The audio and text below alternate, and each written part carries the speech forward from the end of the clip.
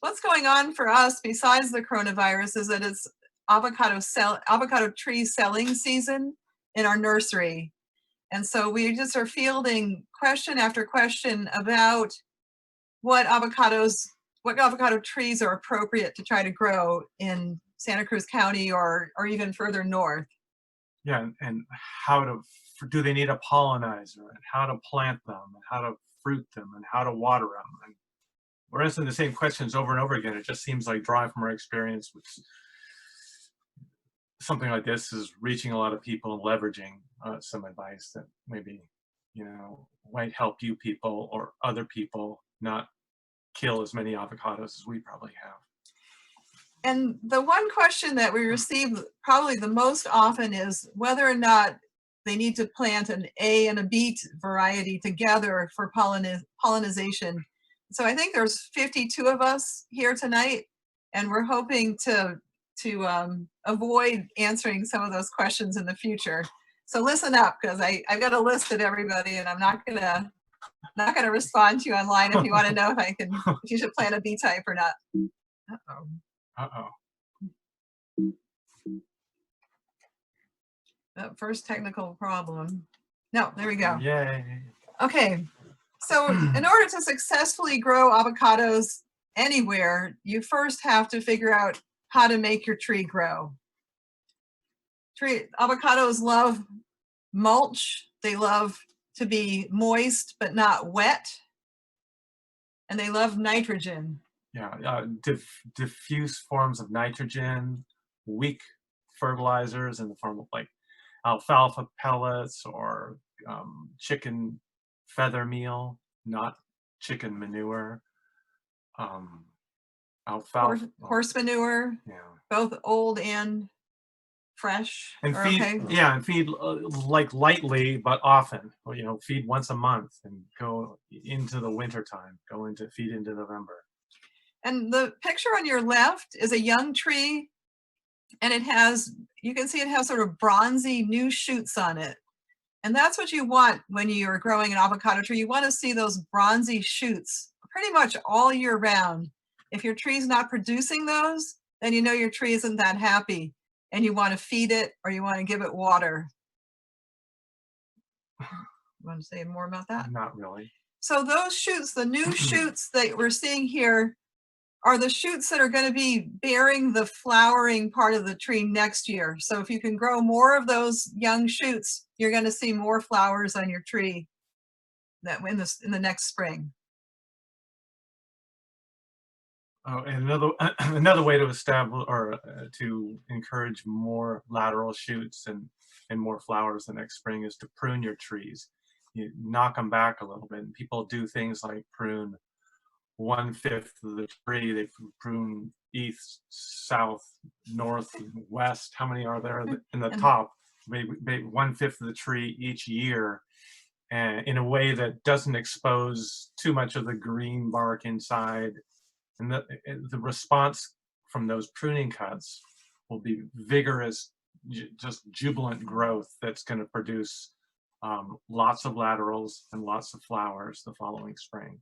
And so when you do this in early spring, probably before bloom. Yeah, you want to wait till after the really serious frosts of winter have passed, but well before the heat of summer is coming. Yeah, it's nice to whack your trees back in a serious way after a hard frost or a freeze that's burnt back the tree and it's not going to make fruit anyway. That's an opportunity to rein it in. You can freely cut it down to size. And it's also a good time to prune your tree after the bumper crop is off the tree, because that return crop is going to be a light crop, and so you can go ahead and prune heavily and you won't lose too much fruit. And it's also great to prune because you really increase the ratio of root to canopy, and so there's just a lot more power being pushed into like the new flowers that'll be forming in the following spring. I think we've beat that one. I think we have. Let's see. Okay, so we've said this: the more flower buds, the more possibility of fruit. Avocados are notoriously biennial bearing. They have a big crop and then a small crop, big crop, small crop, and they've done a lot of research and found that the fruit set rate is about constant in the bumper crop and the light, both the bumper crop and the light crop. So What do you mean by constant? oh, okay, so there might be 1 million flowers on the tree in a bumper crop, and that fruit, a good crop would constitute, a bumper crop would be basically produced by completing to maturity 0.3% of the fruit of the flowers that are formed. That's a pretty small percentage. And in a bad year, So 3 out of 1,000. yeah, 3 out of 1,000. So that would be 300 or more fruit on a, on the tree in a good year. And in a bad year, there's far fewer flowers, but the set rate, the completion rate to maturity is fairly constant. So you get a similar proportion of ripe fruit. Yeah, 3 out of 1,000. And that is bearing in mind, or no, I'm sorry, that doesn't bring into account problems in weather, or if you plant a tree that's not going to make any fruit anyway. All other factors being equal. Yeah. Okay, in order to get a fruit set at all, you've got to first get your trees through the winter in good condition, and they don't let you burn tanker oil in your orchard to heat the grove anymore. Yeah, we've had to stop because our neighbors complained. And then the tires got expensive, so no one laughs at those jokes. It's I have to say right now that it is really strange to be talking We're laughing. your reaction from anybody. But we'll just assume that you are enjoying the talk. Can I unmute as a laugh track? Oh yeah. Thanks, Andy. We need the feedback.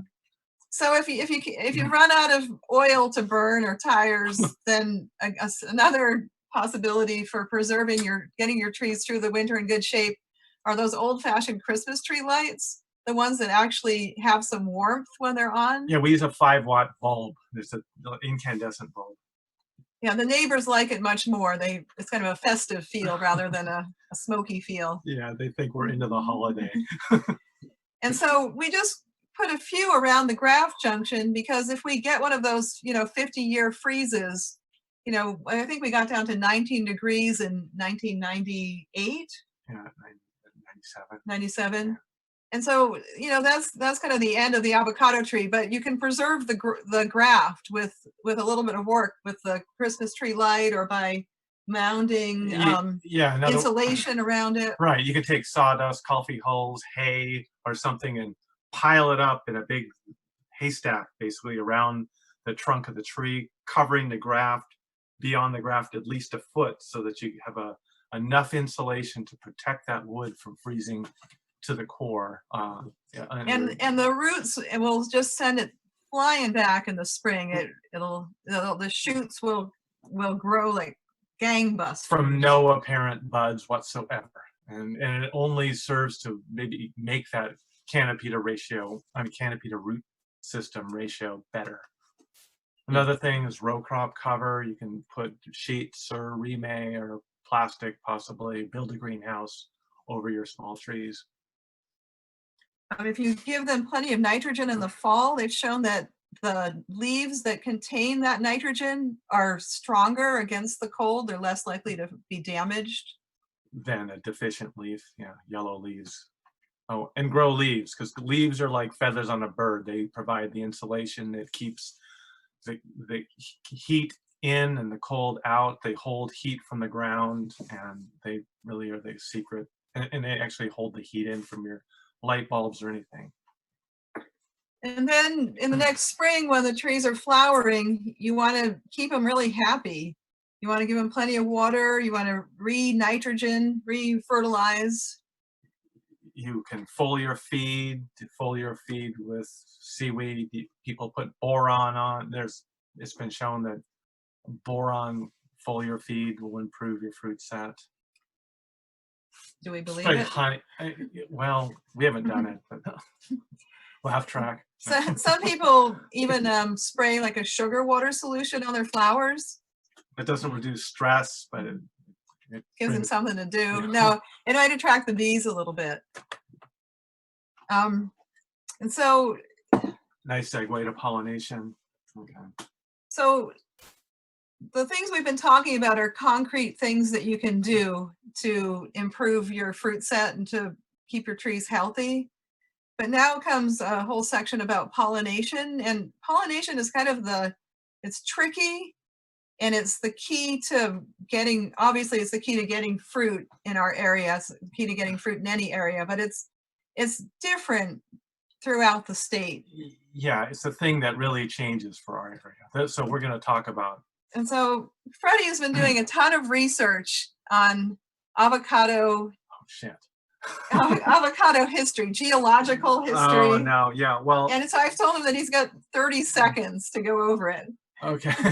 So avocados are part of the Menge. They're very early diverging angiosperm What's Menge? Mangalid tribe. It's the magnolia sort of troop, and they split off from the pines extremely early, one of the first, if not the first, and they concocted this kind of wonky system to prevent their own self-pollination, to encourage outcrossing, to encourage genetic diversity and improve their evolutionary chances.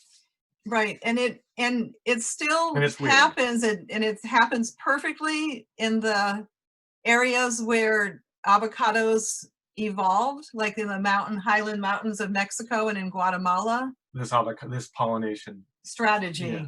but it gets kind of weird up here, and so we're going to talk about that. And avocados, the flowering has a specific name, and we're going to go over that with you. It's going to be some tough vocabulary, but we think you're up for it. It's called synchronous, protogynous, dichogamous. And so after us, we can't hear you all, but everyone we can see your lips. Synchronous, protogynous, dichogamous. So what does that mean? Okay, so the word synchronous. Oh, wait a second. We missed one thing that we didn't talk about, the perfect flowering conditions that exist in Mexico and in Guatemala. We haven't really talked about their flowering, but yeah, the conditions are 77 degrees during the day, 68 degrees at night, fairly constant, and the avocado evolved under those conditions. And so this flowering system, which is weird, it's singular, there's no other plant that exhibits this strategy, and it works at that temperature. So we're going to talk about it as if everything was the same. Someone's calling us, sorry. And we're going to talk about it as if it was happening in Guatemala and Mexico, and then we'll switch and talk about how it is up here in Northern California.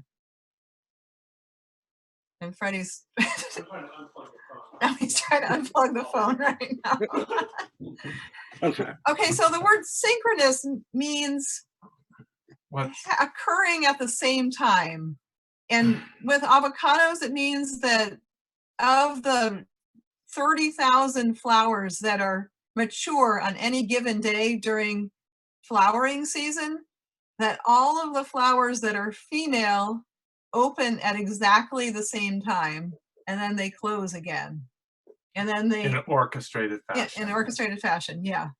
And the same is true of the males, but they have this synchronicity that is awesome. Yeah. Okay. Then the protogynous relates to that they present their female flowering phase first. It proto genus. And then that fits into the dichogamous, which means that one flower has both male and female organs in it. So the protogynous dichogamous means that the female flowers are, well, I guess we should do it all together. The synchronous part is that all the female flowers open together, then they close together, and then they reopen later as male, and they do that all together. It's a fancy kind of hermaphroditic flower. And since no one has any questions, I think we should go on. Okay, so let's talk about the timing for flowering of A and B types. Okay, so people who have been studying avocados have divided the various varieties of avocados into types that they've given a name to one type of avocado. They call it the A type, and that blooms, opens its female flowers, All of the mature female flowers, open in the morning on the first day. or on any given day, on the day that they're mature, and then all the female flowers close, and then the following afternoon, that same flower will open again, and it will be a male flower. And they open for several hours and then close in the male and the female phase. And that, Under perfect conditions. yeah, and under perfect conditions. And then the next part is really important because the bee type is the opposite. And it opens as female in the afternoon. And then, so that's crucial. Female bee flower opens as female in the afternoon and then closes and then opens the following day as a male. And you can see from the chart that in the morning, or did I say the morning? Sorry. And so in the morning, the A flowers open as female, B flowers open as male. In Guatemala and in Mexico, cross-pollination happens then, genetic diversity is the result. And then the opposite for the B flower, the B female is open at the same time as the A male. And so cross-pollination and genetic diversity happens there. But that is not true everywhere. It's only true when the exact temperature and humidity is right. Yeah, that's good enough. Okay, flowering conditions up in our area, in Northern California, never conform to the perfect flowering conditions you might find in northern Mexico. So, or in central Mexico.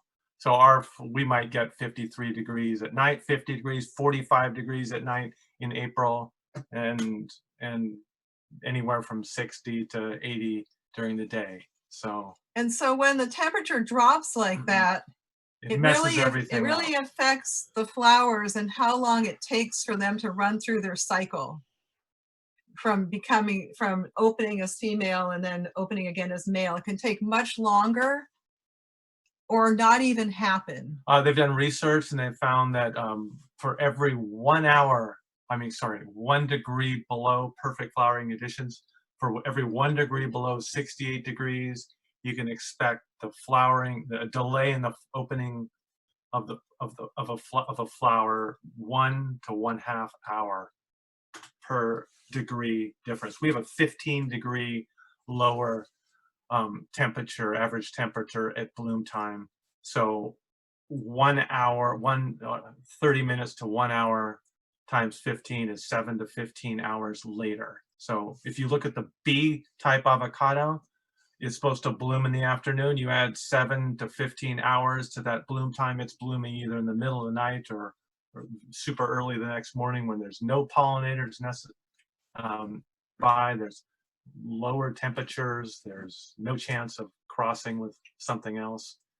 And it also, not only that, but it extends the bloom phase from 36 hours to 72 hours, stretches everything out. Right, and a lot of the bee cultivars don't do well with that. Like the ovule where the fruit is going to form might not even survive. So even if like pollination can happen, the ovule might not work anymore. Right, so a little bit cooler, the bee flowers bloom a little bit later. When it gets down to 53 degrees, they've found that the bee flowers in particular have a strong tendency to just not bother with the female phase and only present a male phase. And so that's, besides more important than opening in the middle of the night, not opening as a female at all really prevents the possibility of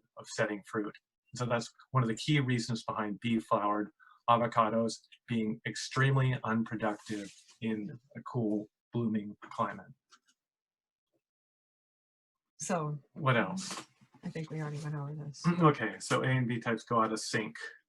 Oh, so besides just messing up, they're all out of sync. Yeah, they don't do what they're supposed to do. Neither am I. Yeah, we talked about this, so go. Okay, so the pollen.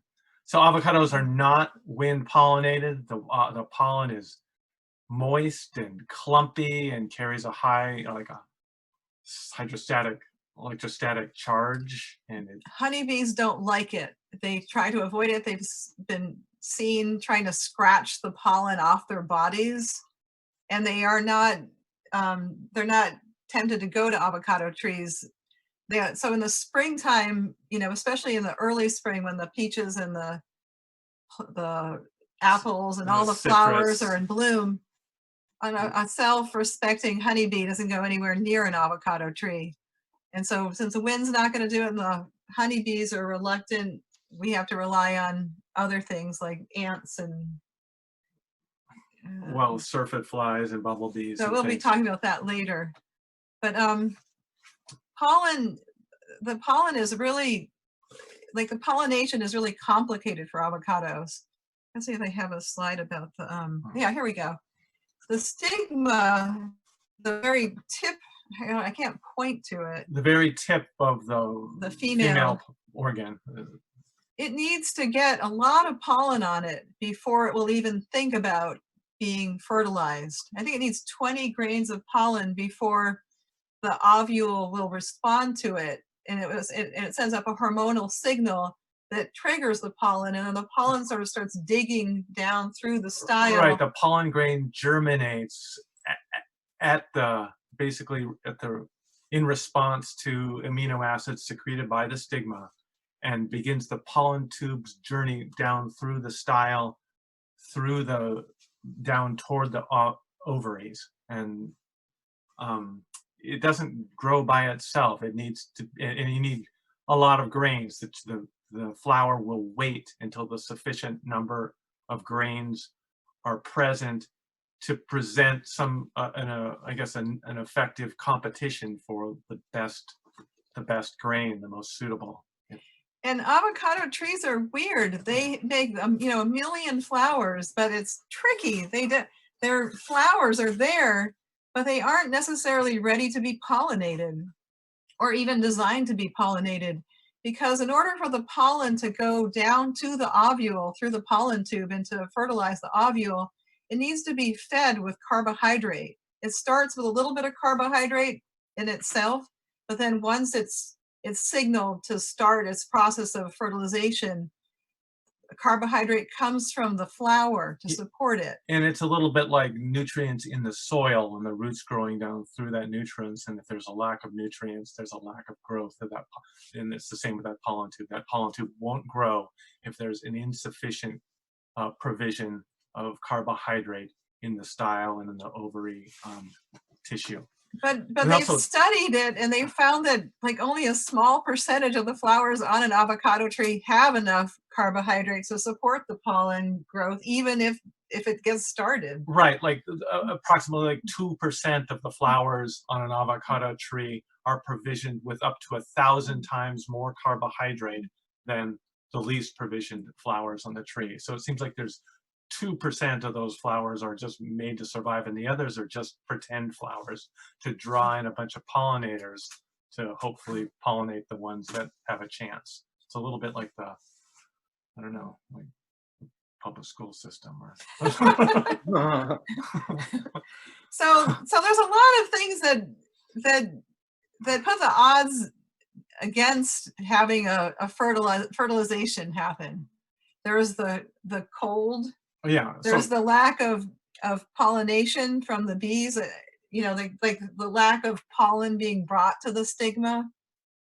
Right. The cold is lengthening the time that it takes for the pollen tube to start growing, so the ovule is more likely to die. Yeah, we didn't even talk about this. At 86 degrees, the pollen can grow from the stigma down into the ovary in 4 hours. But at 50 degrees, it takes perhaps 48 hours to make the same journey.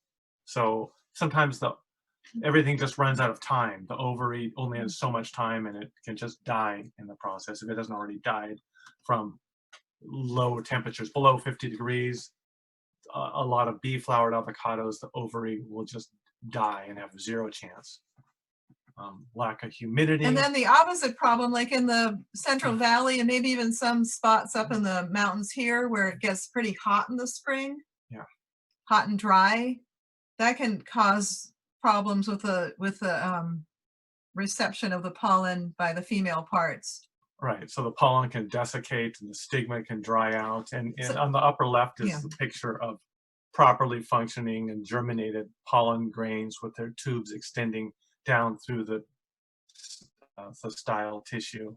And they're long and straight and direct. And you can see that the flower next to it looks normal, but then in the lower pictures, you can see that the pollen tubes aren't growing properly towards the ovule, right, and that the flower looks wilted and obviously not doing well. right. And they found that a desiccated stigma and style tissue will not conduct the pollen tube down toward the ovary. It will just fail. Ovary will just fail. So at low temperatures, the ovule dies. At high temperatures, in the mid 80s and above, the avocado tends to not succeed as well. It's a pretty narrow band. And it's interesting that, with the avocado greening disease, no, the citrus greening disease, the idea is to replace all of the citrus in the Central Valley with avocado groves. And I'm curious about how they're going to do there, because it gets pretty darn hot, and I don't know how they're going to do with avocado pollination. That's the subject of another talk. We're going to go on. Okay, so yeah. So pollination is trouble, but even if you happen to luck into pretty perfect pollination or really good effective pollination, your yields can disappoint. And I think this is a slide of a surprise avocado tree. Yeah, it is. Yeah, it's a B variety avocado with amazing fruit, delicious fruit. It's excellent. And it's the darling of the avocado industry. It's a B-type fruit with Haas quality. It's great, except it doesn't fruit in Northern California. But if you go down to ProBuild and you walk through their nursery, probably half of the trees down there are surprise trees that planted in Santa Cruz County probably will not make much. We had one tree for 10 years that made one fruit. That was okay, but the tree next to it probably made over 1,000 fruit. I have great regard for ProBuild Nursery, but the fact Yeah, is no, that surprise avocado, is being pushed by the supplier nurseries, and it's not really very good. But I think we had a point with this slide. What were we going to talk about?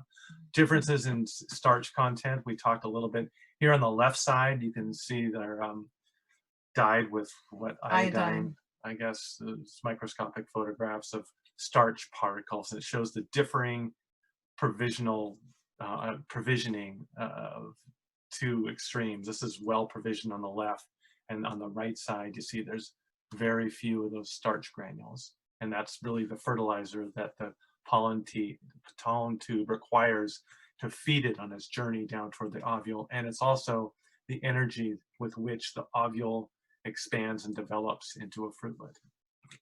And so without that stuff, it doesn't work. Okay. So the cold weather up here is bad for growing B-type avocados, but it's not all bad because it's very good for growing A-type avocados. Our avocado flowering period is much, much longer than it is down further south. There it's like a month and a half maybe, but up here it can be like 3 months long. Yeah, and so, more in some places. Yeah, we get really bad weather at times, so the trees can kind of wait it out. They can wait for good days and open up their 30,000 flowers and get pollinated. Exactly. They can have 2.5 months of unsuitable weather, and with 2 weeks of good bloom, they can make a full crop. Maybe a little more vocabulary here, because there's types of pollination. We're mentioning self-pollination, close pollination, and what's the third one? Remote outcrossing. So cross-pollination. Yeah, cross-pollination is when two unrelated trees cross-pollinate, like what we were talking about, what happens in Guatemala and Mexico. Close pollination is where a flower from the same variety tree, either on the same tree or on a neighboring tree, both cross flowers can pollinate one another. And that's actually possible up here with these staggered, messed up blooming strategy. And then self-pollination is when the female flower hasn't quite closed. Well, actually, it's No, closed. hasn't quite died back. What's the right Well, word? the female flower is closed, and it's reopened as a male. But for the first couple hours in the male phase, under 72 degrees, 75-degree humidity, under conditions common in our cool climate, you can see that the stigma is the female part of the flower has been shown to be receptive for a couple hours into the male phase. And so the male part of the flower is like literally millimeters away from the female part. And so any like a movement of an ant across or of a bee's wing could just brush it. And so pollination can happen that way. Right. And that's self-pollination. Okay. And our climate works particularly well for A-type avocados. Okay, so and now it's been theorized that maybe and I think they did a recent study in Carpinteria. That's pretty far south of here, but it's near the coast, and they had fairly humid bloom conditions. They found that they did DNA analysis of the mature fruit, and they found that 80% of the crop came from either close or self-pollination. Even though they had pollinators available. Pollinators present in the orchard, they preferentially were self or close pollinated. And avocado doesn't seem to show, except for a rare exception, they don't show any self incompatibility whatsoever. They just have this weird system that kind of discourages it in some places, but not here. And that's kind of a topic that inspires a lot of argument down south, because it's been the traditional way. All avocado orchards, in the southern part of California, have pollinators, and they've been breeding trees like the surprise to act as that pollinator that is really valuable. They want to be able to sell the avocados that are a result from the pollinating trees, but they haven't been able to come up with good ones until recently. And now they have the surprise and other ones that are nice, but there's a question about whether they really even need them. And I mean, that is a big argument, and what we're saying here explicitly contradicts this sort of the status quo, but it's applicable up here in Northern California, where the standard avocado flowering schema does not apply. So we're saying something controversial, and it's, I guess. What? Yeah, there's been a lot of research that backs up what we're saying. This cold climate, we don't have to play by those rules. Okay, so here we have showing you pictures of the native pollinators down in southern Mexico and Guatemala, and they're Trigona and Nanotrigona. They're like these stingless bees that evolved with the avocados. Although we've heard, unfortunately, that they're mostly missing now, even in their native areas. But they do a super efficient job. They like avocado pollen and nectar, and they do perfect pollinating down there. But not to say that we don't have any. Yeah, we don't have those because they don't live up here. It's too cold. But what we have is we have bumblebees, we have sweat bees and carpenter bees and syrphid flies, and crane flies, yeah, and a whole host of native pollinators that really should be encouraged and could be encouraged by planting a diversity of flowers. Yeah, we visited Jack and Susan Kastner-Kay's garden a couple of years ago over in San Jose. They had beautiful avocado trees, big crops, and they had flowers everywhere underneath them, and just insect life everywhere. It's really inspiring. Right. So don't spray. Don't spray chemicals. Be careful with spinosad. And plant your pollinators. No, what would you call it? Your flowers. Companion plant. Yeah, do your companion planting. This is a smear slide against the honeybee. This is a honeybee attempting to work an unopened flower. They don't really get avocados. They're from Europe, and they did not co-evolve with this species. So they're all we have. We shouldn't really make fun of them. Okay. So it's good to have trees flowering at the same time. Makes a lot of flowers, makes a lot of flowers over a long period of time. It's nice to have different kinds of avocados. It attracts the pollinators.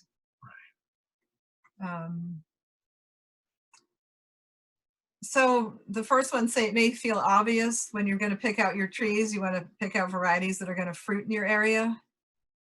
And then you also want to plant varieties that are going to have a staggered ripening schedule.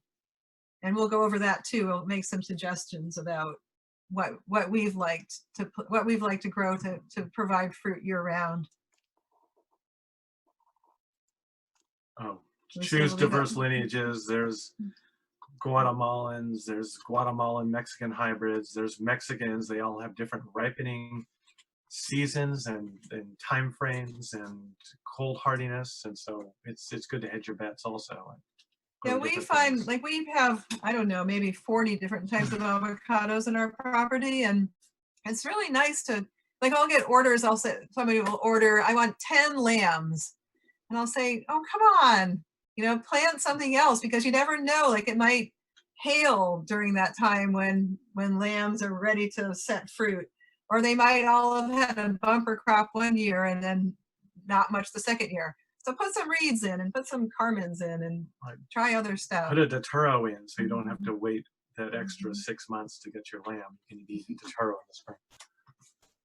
Okay, so Northern California, the picking a variety starts with choosing A-type varieties, okay?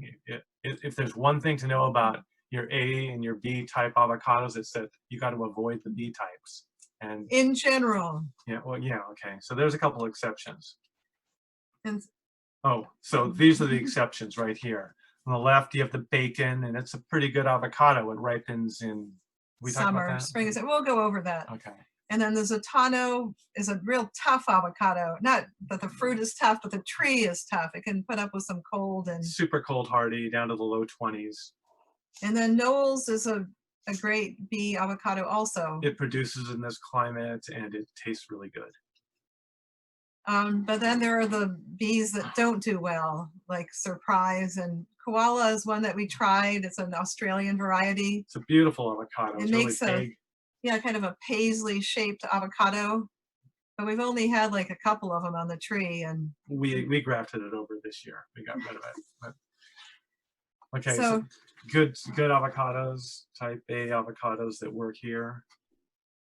Haas, Lamb, Pinkerton, Carmen Haas, Gem, Gwen, Green Gold, Reed, Jan Boyce, Holiday. Maybe Holiday shouldn't be on that list. Holiday is an A, but not super productive. Ardith, Don Gilligley, Mexicola, and Little Cotto. And we're not, when we list these, we're just saying that they're A types. We have like some opinions about which ones we think are better than others, but these are A-type avocados and would be likely to. Yeah, I was a little reluctant to say the word Little Cotto, so you maybe can guess how I feel about that one. But let's see. And then, so B-type avocados, there was the few that we showed you before, the Bacon and Zatano and Knowles, all do great. Dependable in our area. And productive. Yeah. And then the other ones that we just call them problematic, that like some people can grow them, but you never get a big load of them up in the mountains, like Ken Convisor up on Hazel Dell. It's Sunset Zone 16, yeah, south he facing has a slope. Charwill and a Nabal and a few of these other ones, and Koala. he gets some fruit from them, but he doesn't get a lot, and he doesn't, like, why plant that if you can plant a Haas and get, lots of fruit? I mean, it's interesting, and the climate might change. They might at some point, be more effective than they are now. But and if you have, so we have had a Charwill growing on our property for 12 or 15 years, and last year it got kind of leggy, and I said, oh, and it has never made a fruit. And so we talked and we pruned it way back last year. And as Freddy was dragging away the branches, he found one fruit on the ground. So that was our one Charwill. But there's two on it this year. No, there aren't. They're gone. No. Someone stole them or something, like a squirrel. Oh, God. I saw them today. Okay, so recommendations for year-round fruit in our area. Zatano, it's pretty early, starts You know, you can eat it in February through April. It's not very good, but it produces every year. It's a big avocado with a big pit. And if you let it hang on the tree a long time, just like a lot of other fruits that we grow, it gets better and better. Yeah, you pick it in February or January, it's pretty watery. But it gets richer, and you know, if you want a bowl of guacamole, it's pretty It's good. better than nothing. Yeah. Bacon is a better avocado, but it's also got a thin skin. It ripens somewhat later in maybe May through July or so. And it gets better and better as it hangs on the tree. It gets really creamy and pretty fatty. Yeah. And it's a good producer, and it's cold hardy. Right, and it's a reliable one. Yeah. And I should say that people have really strong opinions about bacon. Like some people think it's the best avocado in the world, and there's a lot of people who that say don't. that. Yeah. We're not going to tell. We have no dog in that fight. Carmen is amazing. It has two distinct bloom periods. One at the normal time when avocados, like April through May, or I mean March through May, and then it's got another bloom time. It starts opening up in October, and it blooms until the cold shuts it down. And that fall bloom is really valuable because there's very little competition from other flowers and things blooming, and so it's very attractive to honeybees and other pollinators in the fall. And so if weather's mild, you get a good crop set, and that fall set crop can ripen at the same time as the Zatano avocado. You can start eating that fall crop the next year, like 14 months later in January, and it'll hold on the trees. It's a genetic mutation of the Haas. It's almost identical to the Haas with a slight shift.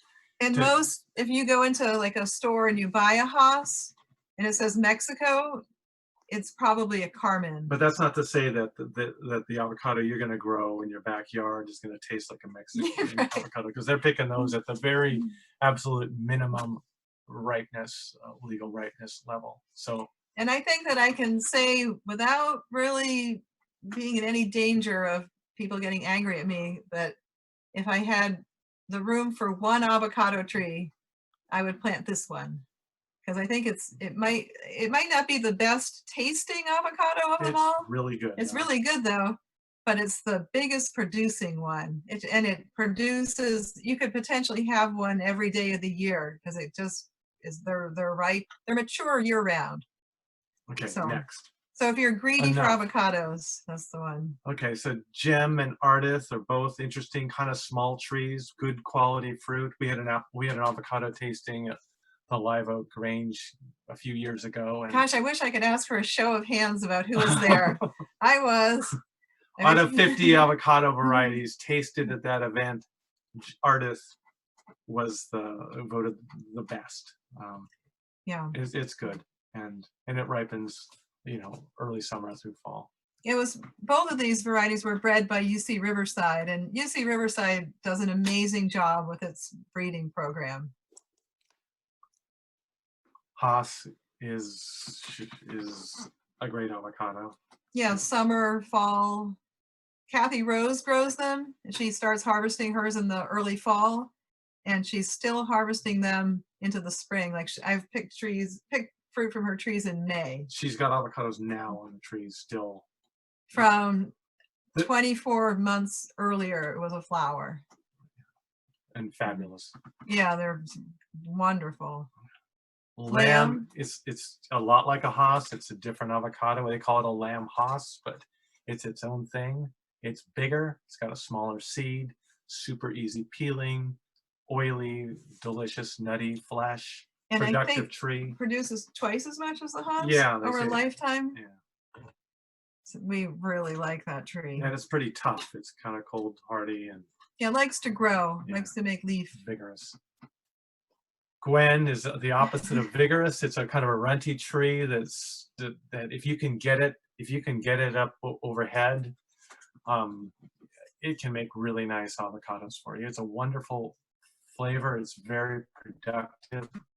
Ours took like 10 years before it really started making fruit, but now for the last 8 years or something, it's just got fruit on it every single year. And it counters almost everything we've told you so far tonight, because it's the only tree that we're aware of that has to have a pollinator. It's self-infertile. It has to have a pollinator almost touching it. They bred this avocado in the middle of a diverse block, and it was productive and delicious, and they tried to go commercial with it. They planted solid blocks of Gwen avocado, and when they were isolated from other pollen sources, they were in most cases they were unproductive. So there's some issue, and there's a suspicion that it's somehow self-incompatible, and it needs a diverse and non-related pollen partner to make it productive. And that coincides a little bit with our experience. Yeah, but we don't. Ours made nothing like the first maybe 6 or 7 years we had it. But it's then we good, planted a jam voice next to it, and it's made fruit every year since then. but such a good small tree. And another nice small tree is the reed. It makes a narrow tree that's just always loaded with fruit. It's a smart tree. It blooms later than all the other avocados. It ends up, it's just opening kind of Right in this now. couple of weeks, and it will extend into early June.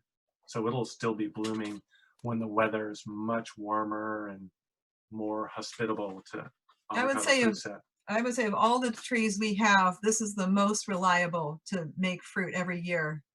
Unfortunately, in our yard, the squirrels have found it, and we noticed like 4 fruit on the ground today. Even though it's months from being edible, it's 6 months or so from being we're thinking about.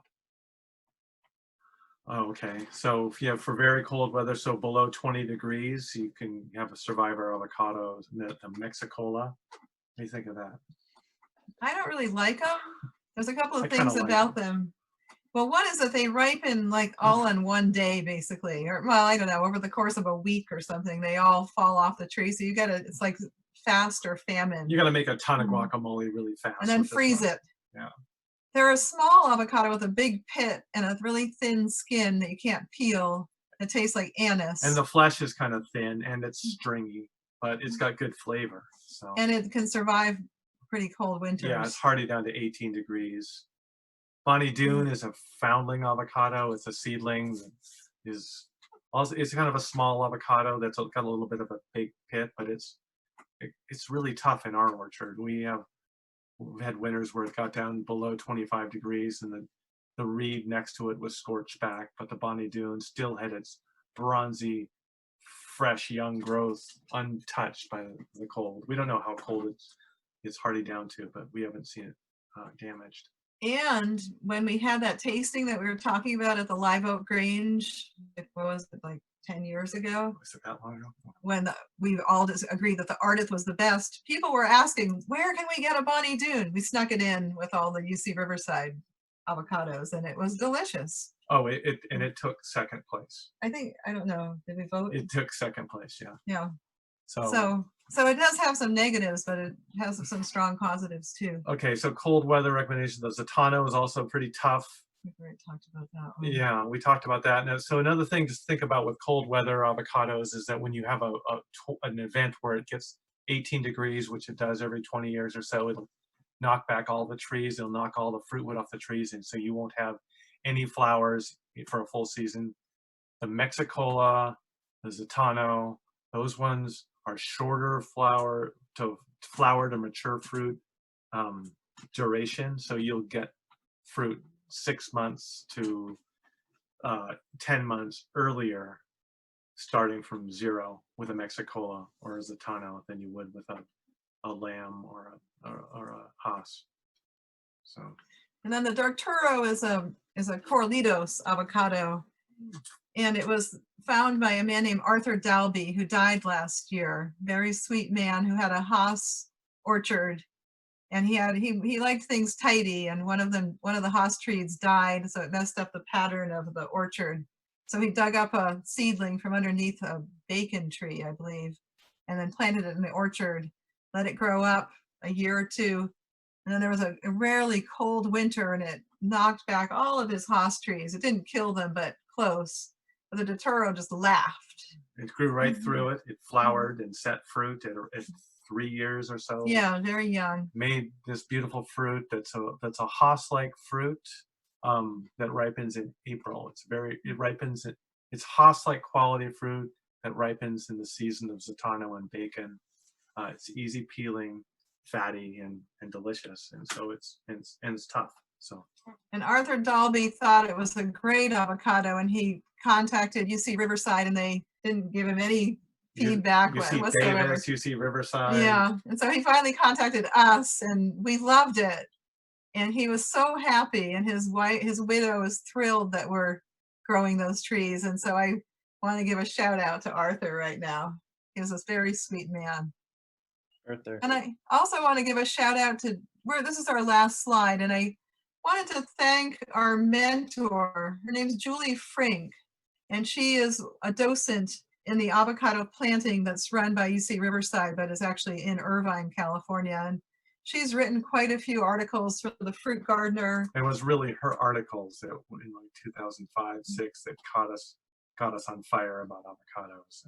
And it was she who sent up the avocados to us when we had our tasting. And she's just a kind, wonderful person who has contributed so much to understanding of avocados, and seeing what can grow in the state. And even now she emails us like, I've got another one for you. I'm gonna try, Martin. So we got a Martin growing this year, and she's definitely our guru, and we're so grateful for her.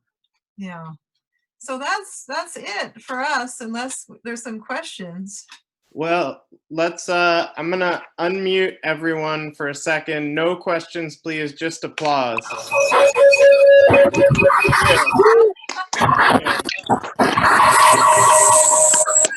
Very informative. Okay. I think I muted everyone there. Okay. But I'm gonna unmute, sorry. John, do you want to talk about what comes next? Yeah, so the way this is going to go is you'll indicate that you have a question. You can either raise your hand, such as someone's already done, or you could ask your question in the chat room there. And then what we'll do is we'll have you actually ask the question. And so that way it seems like we're actually in the same room, but we're going to do it one at a time, so it's very organized, that sort of thing. I want to start off with, I think our first person to ask a question was Irene. I'm going to let her, if I can find her, I'm going to let her ask her question herself. Go ahead, Irene. Do you have a question? Yes, I want to know, can you hear me? Yeah. Yes. Okay. Perfect. I want to know about this avocado called Duke that I grafted it to a seedling, and I was told that it's one from I don't know, somewhere by Chico. Oroville. Oroville. So is that an A or a B? I believe it's an A. I don't know. I can look it up. So, I think it's an A. Okay. Now my question is, can it take the wind? Because I plant it right smack in the backyard where it's very windy. Can in general, can avocado handle the wind, the salt air around here? You want to take that? Yeah, they don't like the wind. If there's anything you can do to screen them from that direct wind, you'll have better luck. I've seen your place, Irene. That's tough, but you have to put a screen up, or even something mechanical like a panel anchored by stiff boards or something. Well, actually, I will move it. Now, my other question is that you two have seen my avocado on the side of the house. Remember that? Yep. Okay, so the only graft that really took was a Flante, and it's flowering a lot, but as you said, no fruit. So should I just whack it down and just redo it, later in the summer, or? Do it last year. No, do it now, yeah. So the Flante will never make fruit for you in that location. Okay, so I should whack it down like today, tomorrow, and then wait for a new shoot to come up. Yeah, that's a good idea. Exactly. Okay. All right, thanks. All right. So Irene, the Duke is an A, And the Duke is known to be like really tough, so it probably can take some wind. But I think that like the wind is like a physical problem for avocados, that they have really big strap-like leaves and then they have big fruit. So when the wind catches it, it's like it's being caught by a sail, and it will whip the tree back and forth, and the fruit will be whipped back and forth. And so the Duke, you know, they say that it's like really tough. It was raised in or it was first grown in Oroville and it survived there without much care. But I don't think that it's going to like the wind at all. It's not going to thrive. The more you can coddle it, the better it will do. But just like, I don't even know, like the Duke is not supposed to be that tasty. Uh-oh. Okay. Yeah. All right, thanks. I will move it and see what happens. Thank you. Hey, the next question I wanted to get to is probably a pretty popular one, so I'll just get to this really quick. Do you guys have any tips to tell people, how do you tell, regardless of the variety, how do you tell when an avocado is ripe? Yeah, Does it we have a matter? question from Patty, from Pat Lerman, from Cia, I think several people. Yeah. How do you know when to harvest and pick? But you them? can pick one and, you know, trial it, and you know, a year after it blooms, if the rats aren't, or, you know, if basically once the rats start eating it, you know it's ready. Should they But wait till it falls? Should they? No, is there no, like a no, way no, to no. look at the No. avocado Most No. before you pick avocados it? are really shiny when they're underripe, and they'll get like a dullness to them and a slight bloom. And so that's like your indication that they're about ripe. But we usually we'll pick one, and if within like 10 days it hasn't shriveled and has gotten soft, means you can start picking them all. They're ripe. yeah, but don't pick a bunch. Pick one to test, and then I've watch your unmuted- tree. If you notice the rodents stealing it, the rodents know they won't pick them if they're not mature. I've unmuted Pat Lerman and Zia if you want to interject any follow-up questions. Well, it's really annoying if you only have 4 avocados on the tree and you have to keep picking one to see if it's ripe, if it's not ripe. Yeah, use your visual cues. Watch the bloom, the color of the skin. It should lose its shine. And also, have Oh. you ever had problems with coyotes eating avocados? Absolutely, they love them. Because I keep finding them on the ground now, and they're lamb hosses, and I don't know how close to ripe they are. But I had one for dinner that wasn't damaged. And was it good? Yeah, but it took 3 weeks to get soft. Yeah, that's an indication of it being, you know, under mature. But lambs, you know, they can kind of go around the clock, go around the sun again.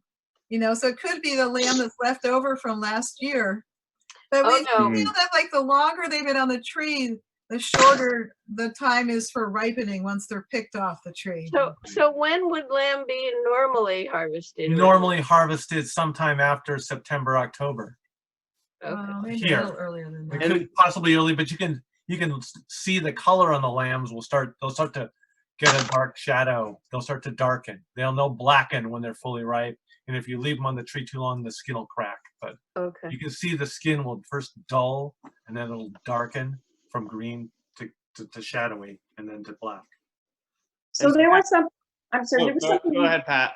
There was something you guys said that triggered me on this question, because you said, I can't remember, but you said something about when they're ripe, you'll pick them. And I mean, avocados never get ripe on the tree, do they? No. Well, no, it's a different definition of the word ripe. Okay. I think you can use the word mature, I think. Physiologically mature, and they have sufficient carbohydrate percentage, I guess. Okay. Thank you. Sure. Patty has a 4-year-old reed with its first crop. When does she pick her fruit? If it's, I mean, normally the reed won't be very good until October, November. And Where is Patty? Where does she live? Can you ask her that? good question. Patty, in the chat, you want to say where you're at? Because we've I'm noticed that asking. like Kenny up in Hazel Dell is picking his like now. Kenny's, I don't know, Bob is. Oh, Bob. Patty, can you hear us? What's that? She's on a Can you messy. hear us? A Mesty Road, yeah, okay, so it gets good in October, and you may be able to eat it quite a bit earlier than that, but it really, you shouldn't judge it if you're going to pick it earlier than October. And she should watch it because like right now they're shiny and they're almost like a yellow green. But as they get closer to being mature, they're going to get duller and bigger and get that little bit of bloom on them. And it's worth the wait. They're really rich and really delicious.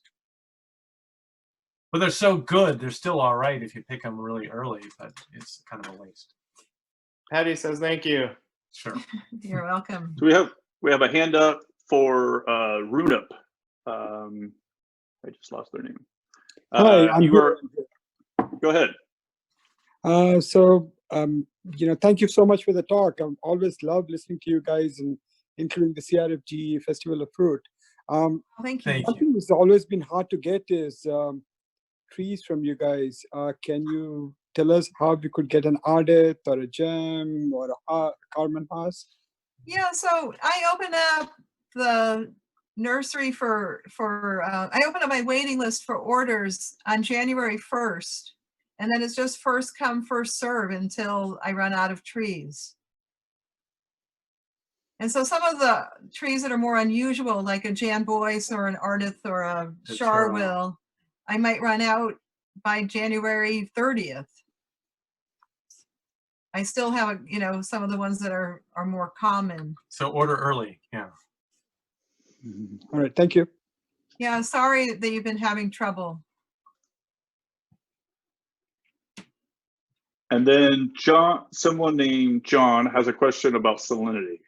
John, sorry. There you go. Do you have a question? Can you hear me? Yeah. Yes. Yeah. I just remember there was also a question somebody else had about leaf drop, but just trying to pay attention to the health of the tree, looking at two symptoms, like leaf drop right in the spring, like those old leaves fall off as the new growth comes on. I usually am not that worried about it as long as it's got new growth, but I'd love to see those older leaves retained so I know something's maybe deficient. And also the other problem I see sometimes are little bit of tip burn on the leaves. And I'm thinking maybe that has to do with salt in the irrigation water, or what are some of your tips about leaf problems like those? I know that voice. That's got to be John Valenzuela. Oh, that's me. Sorry, it just shows John's iPhone. Sorry. So John, yeah, what sorry, what kind of trees, John? Oh, I'm not sure. I don't remember what varieties they were. okay. Well, I mean, it seems like there's a tendency for avocado, the old set of leaves, to drop off sometime around the new flush in the springtime, and when those old leaves drop off, whether it's before or after the spring flush, they often show,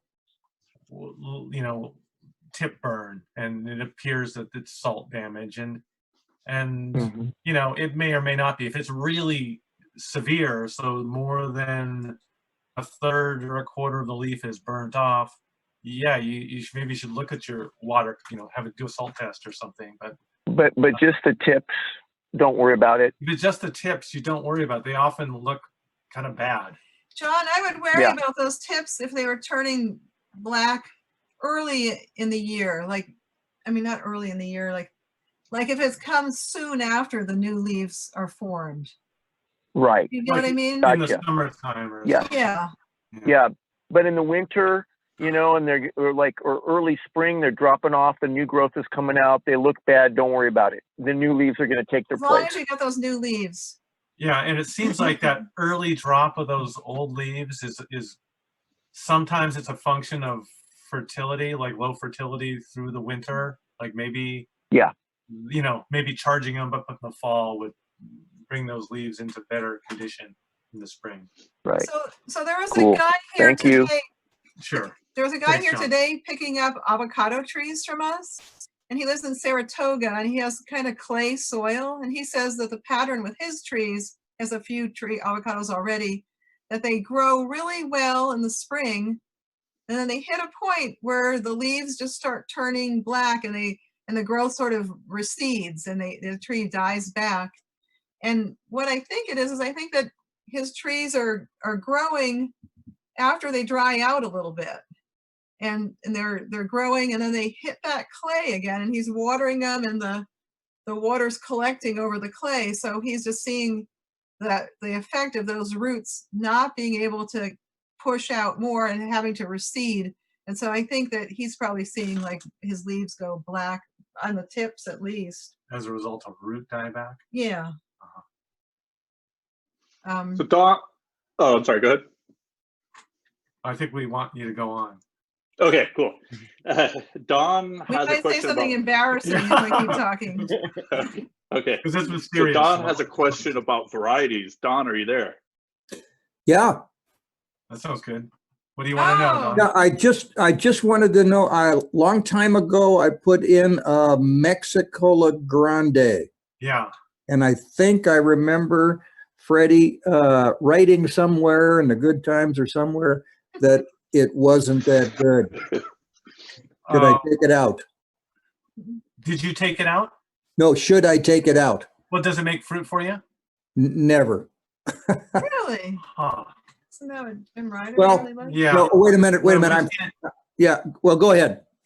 We don't have one, so we can't really speak firsthand. I did write about it though. But Jim Ryder, who I have nothing but respect for, loves his, and it does really well for him out on Carlton Road, Oh, Watsonville. okay. How There's long have you hope. had it? How long have you had it in the ground? Probably about 6 years.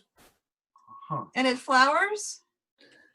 A little bit, yes, just a little bit. Yeah, try really feeding it up, you know, like mulching and manuring it through this growing season. See what happens next year. Maybe, you know, maybe it's a little deficient. Have you ever tasted it before? Not me. I've tasted it. It's good. Oh, all right. Yeah, it doesn't peel, you know, and it's a very, very big tree. And I think that's what I was talking about. It's a monstrous tree. Oh no, And- that's not what I want. Yeah. No, and I think I just saw that. In fact, that's one of the questions down below. Are there some good small size trees?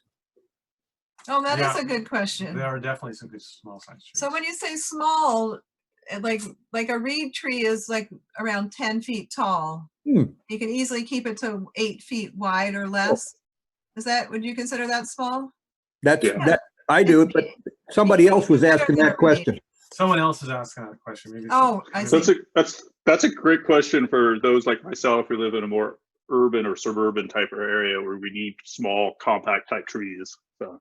Yeah. Right. The people are, ask that question of the local nurseries, and they're often steered toward little cotto, which is it's supposedly a dwarf avocado, but this grew kind of short. It's very dense and very wide, and its avocados aren't very good.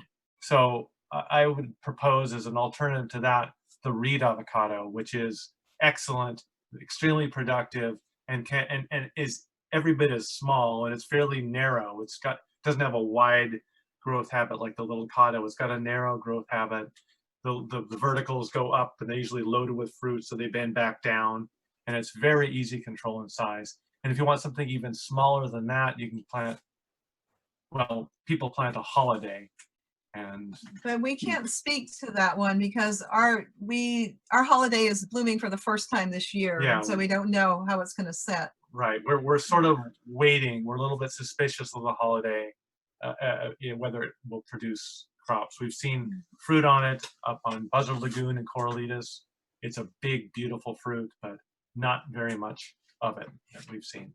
And the Gwen is another one that's really small, but it's not appropriate for a backyard grower because it needs that pollinator touching it. So unless you have a neighbor with an avocado right on your fence line, it wouldn't be a good one.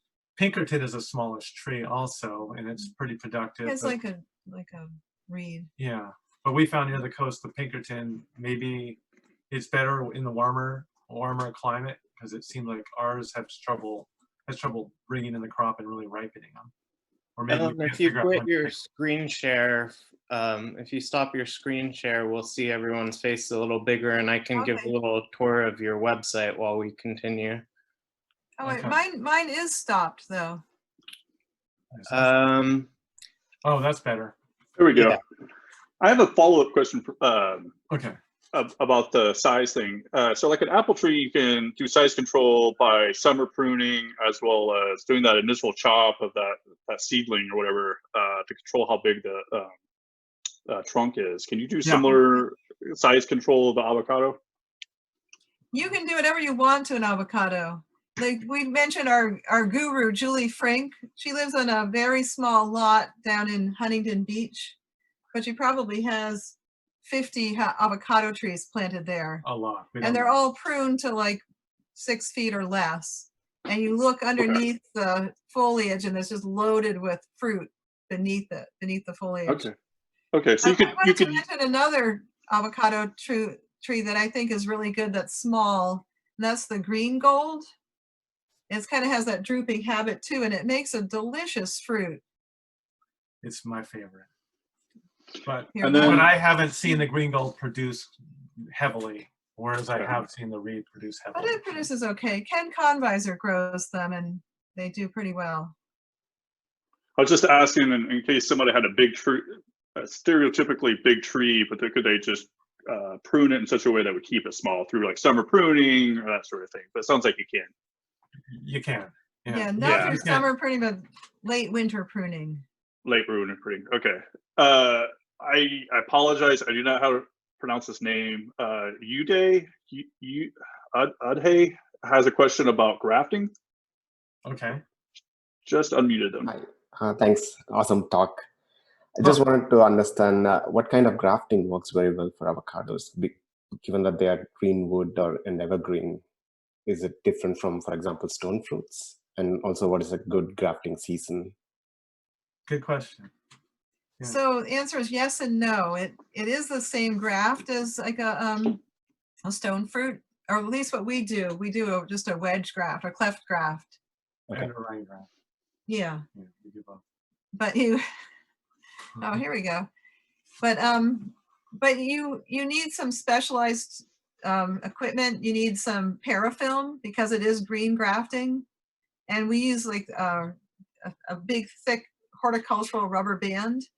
Yeah, so we use 1-inch parafilm, stretch it, and wrap the cyans because the cyans are not dormant cyan wood. They're green wood, and they'll evaporate and desiccate before the graft will take without that. Yeah, there's a really nice set of videos online through YouTube and that the University of Hawaii produced. And I think they show Penn Love doing some grafting. And those are great. They walk you through it and it's very clear. And I think that if you want to try, that'll be really helpful. And this is the time of year to graft. They like to be warm and they like the force of life to be push. Yeah.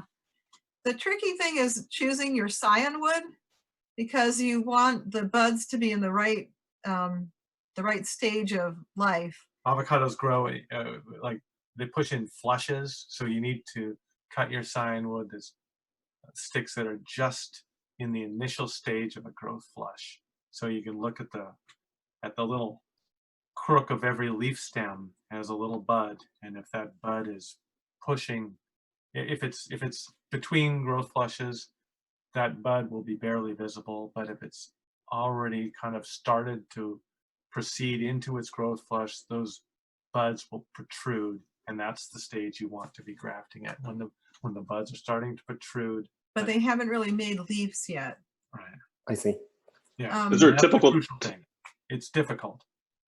And you don't. Is there a want to typical cut- time of year? I'm sorry? Is there a typical time of year for that? No, There's it's all year round. Yeah, really. there's several Okay. growth flushes in a year, and it's just a matter of the tree's condition. And Right now it's hard because it's flowering season, and so it's hard to find buds that aren't pushing flowers right now. But in like a couple of weeks, it can change. It changes really quickly on an avocado tree. and you can scour different parts of the tree, might be in different conditions, so you might be able to find a stick. And the other piece is that you don't want to use wood that's soft. So like if you have like a nice new branch that's pushing out and it could have buds all along it, you would cut that, but then you cut the part that's really easy to bend, the sort of the soft part. Yeah, off. the very tenderest, freshest, distalist part of the twig will be too tender and it'll tend to rot or dry out. Yeah. So it has to be like second, the second newest wood, if that makes any sense. The other piece about grafting that's a little bit tricky is that, like, if you're grafting on a rootstock, that rootstock is going to want to push its own buds. It's not going to want to prefer the bud that you've grafted on, or the stick of buds you've grafted on. It's going to want to push it. It has its own agenda. And avocado is singular in this way. It's the only thing I've seen that is really intelligent about diverting its energy to its own buds and away from your graft. So if you fail to pinch off the suckers or sprouts that pop below your graft will 100% fail. No chance of success. So it makes it hard to graft onto an existing tree unless you're willing to destroy all the other buds on that tree. Stump it back so it's devoid of any other bud. And also the grafts are really sensitive to sunburn. Wrapped in the plastic, they retain their heat, and direct sunlight causes the cyan wood to cook. So they have to be shaded 100% of the time. So you're saying that if I have a tree and I want to graft a branch on it, it's harder to get it to yeah, take. no Okay. chance. Yeah. Oh, wow. Well, I don't know though, because like maybe we could ask Susan Kastner or Jack Kay to respond to that, because I think they were talking about having success in grafting onto established trees. I guess I shouldn't say no chance. A slim Someone chance. with a greater chance. Slim skill. chance. Okay. I've only had failure in my early attempts, but I'm gonna keep trying. Keep That's all I trying. can say. Who knows? I've actually seen it work. Someone had a young seedling that was grafted up or pruned up real high, and a sucker came out from the base, and they grafted to that sucker. Even though there was a tree up there, that sucker pushed the graft. But that's. And the tree stayed alive. And the tree stayed alive. Both of them stayed alive. So that breaks the rule that I just postulated. But Barath is chiming in. okay, let's hear. So we have a question from Ryan Myers about sun requirements. Ryan, are you there? Oh yeah. Hold on a second. Sorry. Oh yeah, I'm here. Hi. All right. Hey there. So yeah, I think and they kind of grow up under a canopy and then pop through typically, right? But I have a live oak forest, and I'm wondering what to sort of plant on the edge of I'm planting a diverse orchard, and I'm up against the edge of the live oak forest. I'm wondering if it would be a good place for them. This full sun probably goes away around 2 p.m. And so is that enough sun, or should we give them full sun if we can? I don't know if the sun is going to be your issue. I would be more worried about the roots of those live oak trees competing with the avocado. How far away are they? Well, I haven't planted any trees yet, so I can plant them however I want. I'm pushing my deer fence all the way up to the forest line, within 5 to 10 feet. So I was just wondering if that was I'm wondering what the plant back there. I was wondering if the avocados were a good option for that. Yeah, avocados are a little bit weak competitors. Their root systems won't stand up to any competition.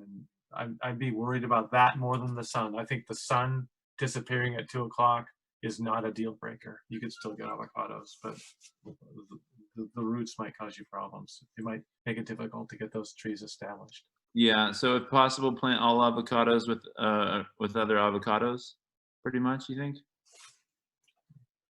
Yeah, that's a good idea. To not like have a block of avocados. Keep them away from plums, yeah. And it's also a good idea to plant your avocados more or less at the same time.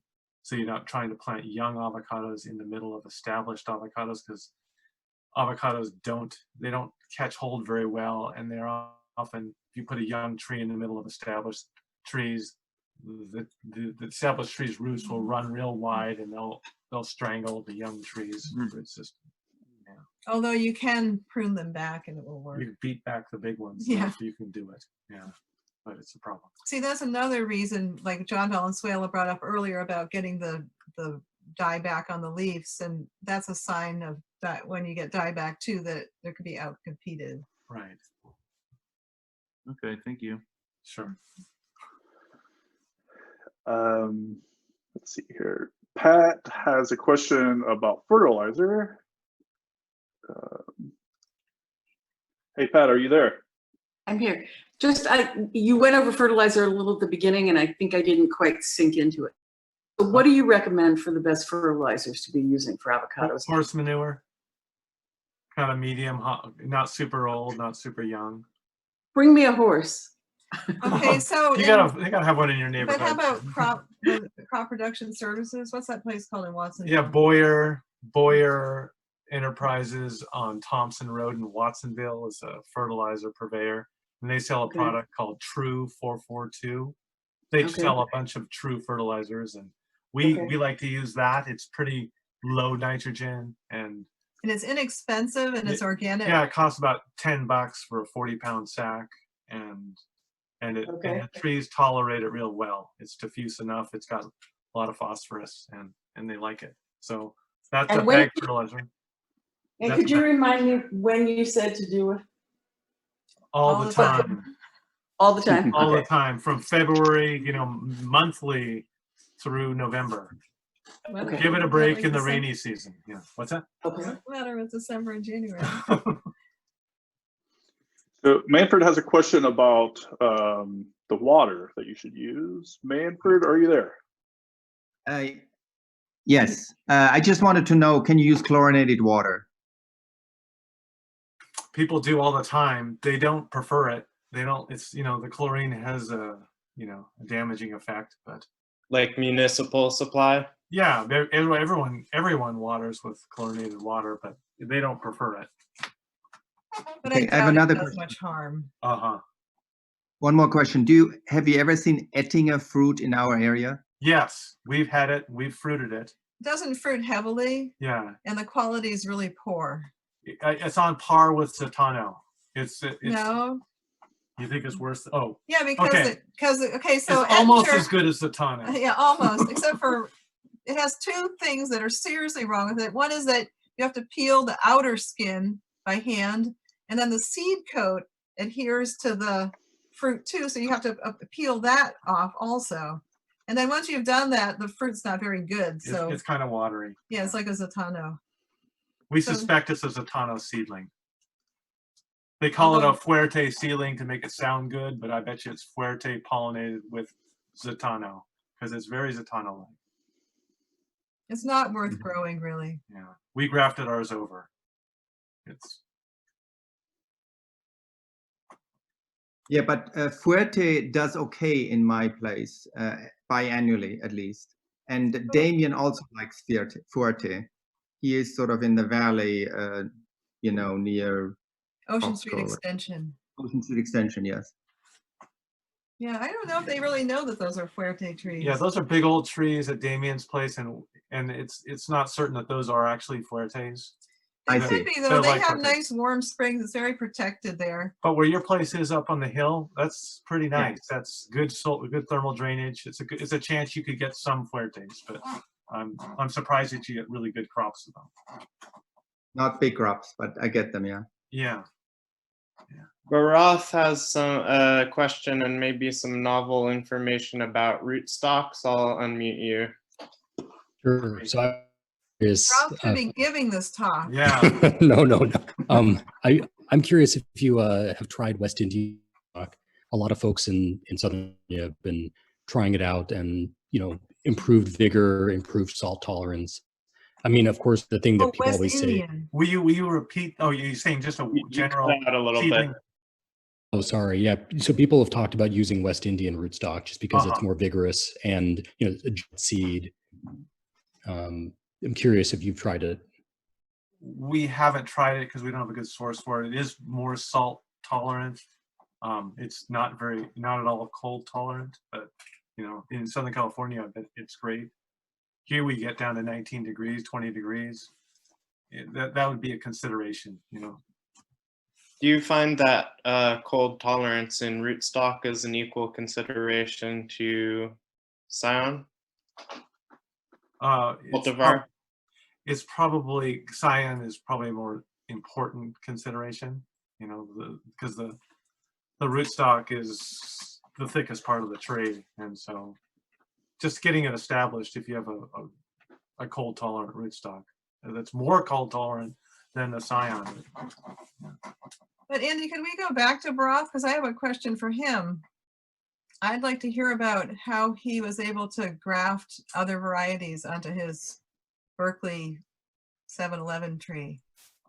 Oh, so hopefully it was not terrible. So what I did was I was going by there weekly, so I would pick off any buds that were trying to go around the graft. He had morning shade, and usually I did the graft relatively early in the year, so probably February. The tree, I mean, Berkeley in that area was warmer than where you are because there's zero frost, plus it had concrete around it. And so I think those factors really ended up helping. But how did you go about getting 6 varieties? Did you do it all at once, or were you adding varieties? I added them. So I did about, so the base tree is a surprise that I got from Atkins Nursery, I don't know, 7-8 years ago. And then I just grafted on probably 3 new varieties at a time whenever I got wood. So I'd graft sort of, you know, the middle, the left, and the right, and then I would leave some surprise branches. But I usually graft the outer because the sun wasn't too bad, so they never really burned.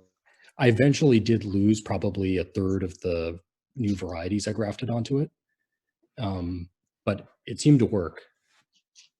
And were you doing anything tricky, Barath, like pinching back the growth of the surprise as the new grafts were taking?